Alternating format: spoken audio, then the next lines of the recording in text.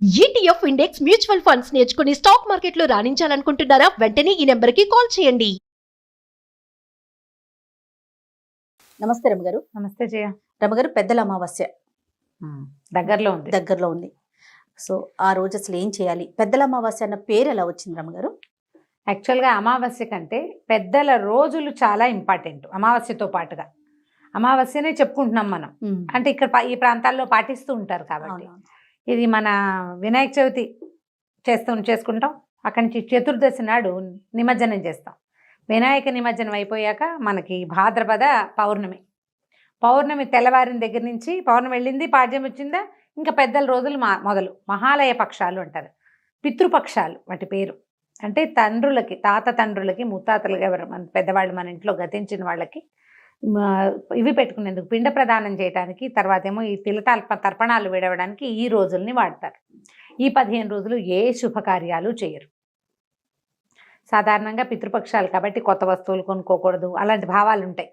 కొనుక్కోకూడదు, యాత్రలు చెయ్యరు, దానాలు ఏమైనా విశేషంగా చేయదలుచుకున్నవి అంటే చేయదలుచుకున్న అవి చెయ్యరు. అయితే ఇందులో జనన మరణాలు అవి తప్పవు కదా. ఎవరైనా పుడితే పితృపక్షాలు పుడితే ఇక చేయగలిగేదే. కానీ వాంటెడ్లీ మొదటి కాలంలో ఏం చేసేవాళ్ళు, వాంటెడ్లీ ఎవరు ఈ 15 రోజులు చేయరు. 15 డేస్ కొంచెం జాగ్రత్తగా ఉండాలనుకుంటారు. ఈ పితృపక్షాలు ఏంటి, 15 పక్షం అంటే 15 రోజులు, 2 వారాలు.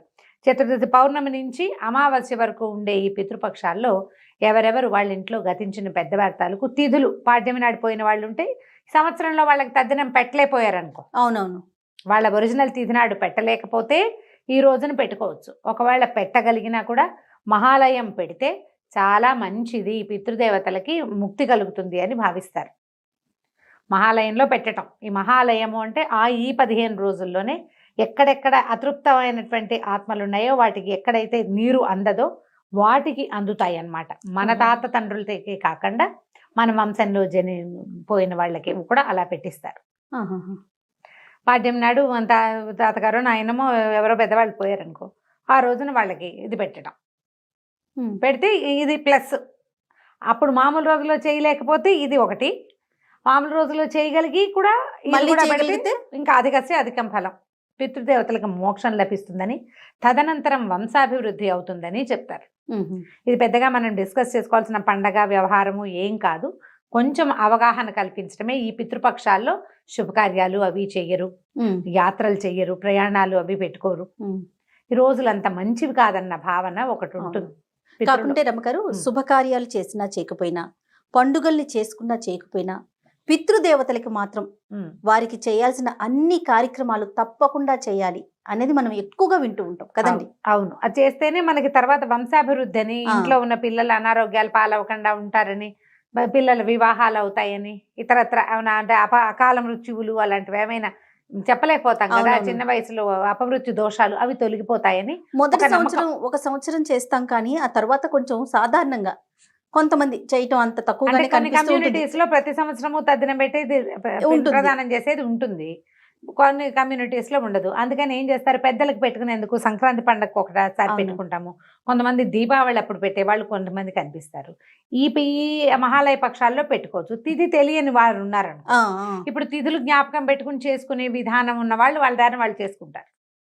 ఓకే అండి. ఆ కమ్యూనిటీస్ వాళ్ళు వాళ్ళ దారిని వాళ్ళు ఆ రోజున తిథి నాడు తదినం పెట్టుకుంటారు, చేసేసుకుంటారు.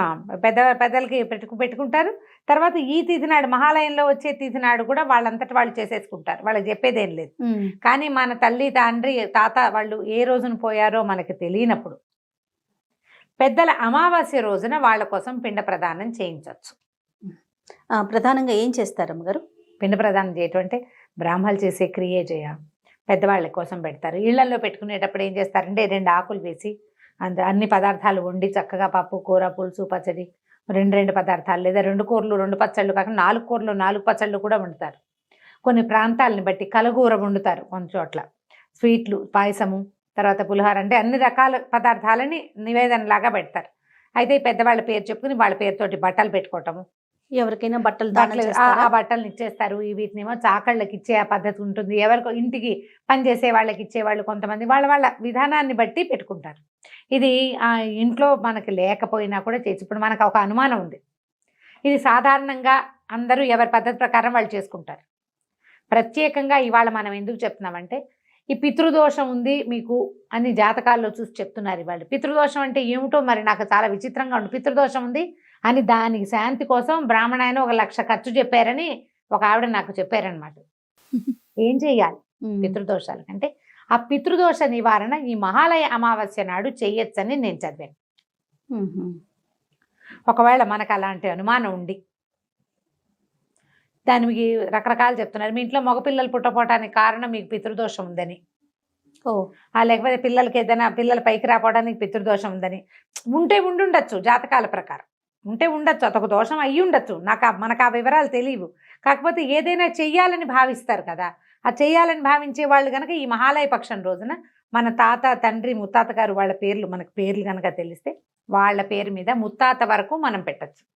ముగ్గురు 3 ఆకులు వేసి ముగ్గురికి చక్కగా భోజనం ముగ్గురు పేరుతోటి ఏదైనా అన్నదానం చేయటం కానీ, వస్త్రదానం చేయటం కానీ, ఒక వస్తువుని దానం చేయటం కానీ, ఎవరన్నా ఒక బ్రాహ్మణాన్ని పిలిచి వాళ్ళు నేను పెట్టుకుంటానండి మా తాతకి మా నాన్నకి అని చెప్పుకుని దగ్గర కూర్చోబెట్టుకుని వాళ్ళతోటి చేయించుకోవచ్చు.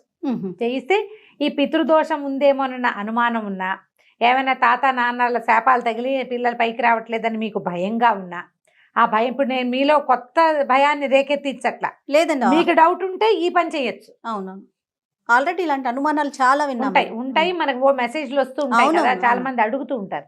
అలాంటిది ఉంటే కనుక ఈ పెద్దల 15 రోజుల్లో మొదటి 14 రోజులు తిథుల ప్రకారం చేసుకునేది, ఆఖరి రోజున అందరూ చేసుకోవచ్చు.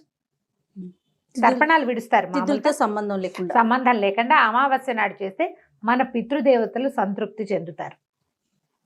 అయ్యగారు ఎవరితోటి మీకు అలవాటు ఉందో వాళ్ళని పిలుచుకుని వాళ్ళకి ఏదైనా కొంత ధనాన్ని ఇచ్చి ఈ పని ఇది చేయించుకోవటం, చేయిస్తే ఏమవుతుందంటే మనకి కొంత సంతృప్తిగా ఉంటుంది. మన తాత నాన్న ఎక్కడైనా అతృప్త ఆత్మలుగా ఉండి నీటి కోసం చూస్తున్నారు అని అనిపిస్తే వాళ్ళు తృప్తి చెందుతారు, తద్వారా మన కుటుంబం వృద్ధి చెందుతుంది. ఇందులో సూపర్స్టిషియస్ ఏం లేదు, మన నమ్మకాలు అంతే. ఉంటే చేసుకోవటమే. ఏం చేయాలి అని మన డౌట్ వస్తుంది. మామూలుగా ఏం చేస్తాం, నాన్న బర్త్డే రోజును ఆయన డెత్ డే రోజును వెళ్ళి గుళ్ళల్లో అలా మా నాన్నగారికి సంవత్సరికం పెట్టలేదు అలా బాధలు ఉంటాయి. ఆడపిల్లలకి చాలా ఉంటాయి ఈ విషయంలో. అలా ఉన్నప్పుడు లేదా తండ్రి మరణించినప్పుడు దగ్గర లేని పిల్లలు కొంతమంది అలా కూడా అవుతుంది కదా. అమ్మ నాన్న ఎవరో తెలియని వాళ్ళు, మీకు అలాంటి అసంతృప్తి ఉంటే ఈ రోజు దానికి ఉపయోగపడే రోజు. అందుకని ఈ పెద్దల అమావాస్య పెద్దల అమావాస్య దాని పేరు. క్రమంగా అది పెద్దల అమావాస్యగా మారిపోయింది. ఓకే. ఆ రోజున బ్రాహ్మడికి ఇచ్చే వస్త్రం కానీ ఏదైనా డబ్బులు కానీ లేకపోతే మోయిని ఇస్తారు, అదే మనం ఏమంటారు మన స్వయం పాకం మోయిని ఇవ్వటం అంటారు. ఈ అంటే మొయ్యడానికి సరిపడా ఆయన మొయ్యగలిగేంత ఇవ్వాలని బియ్యము పప్పు ఉప్పు తర్వాత చింతపండు బెల్లము తోటకూర ఒక విస్తరాకులు వేసి కొంత దక్షిణ ఒక కుదిరితే ఒక వస్త్రము కొన్ని పళ్ళు తీపి పదార్థాలు పెట్టి బ్రాహ్మడికి ఇచ్చి దండం పెట్టుకోవటం. దానివల్ల కూడా అది కూడా మీ పితరులకి చెందుతుంది. ఈ మహాలయ అమావాస్య నాడు చేసేటువంటి ఏ దానమైనా కూడా పితృదేవతలకి చెందుతుంది. నేను ఇవన్నీ చేయను, సూపర్స్టిషియస్ నేను చేయను అంటే నువ్వు ఇంకోటి చేయొచ్చు. ఏ అనాథ శరణాలయంలోనూ ఆ రోజు భోజనం పెట్టండి. మన తాత పేరు మీద నాన్న పేరు మీద తలుచుకుని పెట్టుకున్నా కూడా అది కూడా ఎంతో కొంత మీకు ఒక సంతోషం వస్తుంది. అవును, నేను చేశాను అని. తర్వాత ఒకవేళ మన లెక్కలు వేసేవాడు ఎవడైనా ఒకడు పైన ఉండుంటే ఇది నీ లెక్కలో ఖాతాలో జమ అవుతుంది. అందుకోసమని ఇలాంటిది ఏర్పరిచారు. సంవత్సరంలో కుదరలేదు, ఇంట్లో అమ్మాయి భార్య బయట ఉంది, తద్దినం పెట్టడం కుదరలేదు, అలాంటప్పుడు అమావాస్య నాటి పెట్టుకోవచ్చు. ఇవాళ పెట్టుకుంటారు, అమావాస్య నాటి పెట్టుకుంటారు. తిథుల్లో ఏదైనా ఒక తిథి వాళ్ళకి సరిపడ వాళ్ళ తిథి ఏదొస్తే ఆ తిథి నాడు పెట్టుకోవచ్చు.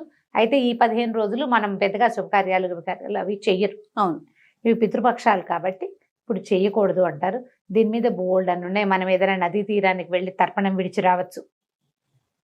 నదీ స్నానం చేసిన ఫలితము, తాత తండ్రులకి తర్పణం విడిచిన ఫలితము మనకి. ఎవరు వెళ్తారో వాళ్ళకి. ఆడవాళ్ళు చేసేది కాదు కదా తర్పణాలు, మగవాళ్ళు విడుస్తారు. దీంతో పాటు పెద్దలకి తర్పణం విడవటం వల్ల వారి పితృదేవతలకు కూడా పితృలోకాల్లో కూడా మన ఇది వెళ్తుందన్నమాట. ఇలా మొదటి నుంచి చేసే పద్ధతే ఇది. ఏటా ఒకసారి కొత్తగా చెప్తుంటాం. ఇప్పుడు కొత్తగా వినేవాళ్ళకి ఇది ఒక కొత్త సంగతి అన్నమాట.